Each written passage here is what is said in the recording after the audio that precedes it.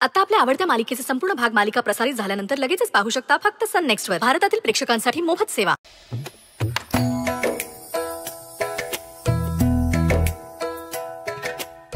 सरू, तू जेवण करणार आहेस का जेवण करून आलीस ग?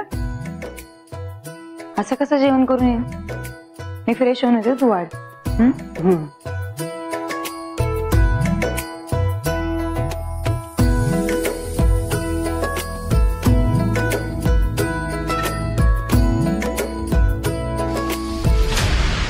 मंगल, आपलं आणि साधनाताईंचं ठरलं म्हणजे सरू आणि धनंजयचं लग्न ठरलंच असं नाही.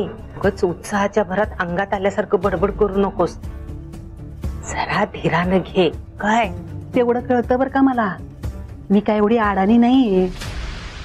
आणि मामी, तुम्ही मला लेक्चर द्यायचं ना एक पण संधी सोडू नका बरं का. तर मला जे सांगताय का नाही ते स्वतः विसरू नका म्हणजे झालं. सरू, आटपलंय का ग तुझं? जेवायला वाढायला घेऊ का? बरं, तुझं झालं असलं की ये, मी जेवण गरम करायला घेते. मंगल, सरू आता धनंजयलाच भेटून आली ना? घ्या. अहो मामी, मागाचीच नाही का विषय झाला.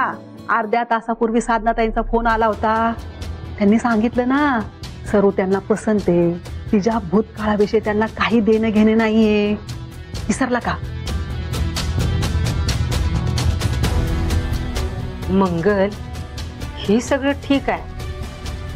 आपण हे सगळं उत्साहात ठरवतोय हे खरं आहे. पण शशीला ह्याची कल्पना नको काय द्यायला? शेवटी हे बघ, सरू त्यांची सून आहे. तिचा मान राखण्यासाठी त्याने आपल्या पोटच्या पोराला दूर सारलं. हे आपल्याला विसरून चालणार आहे काय?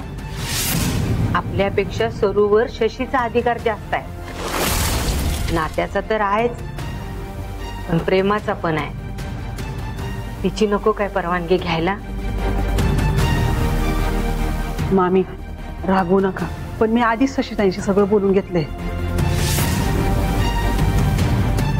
हो बाई, आणि हे तू मला सांगितली नाहीस होय?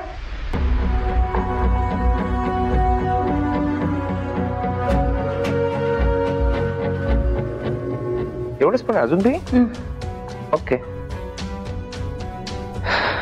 म्हणून माझं मी काय म्हणतोय, तू आता थोडं पड, आराम कर, झोप, सगळी फ्रेश वाटेल तुला.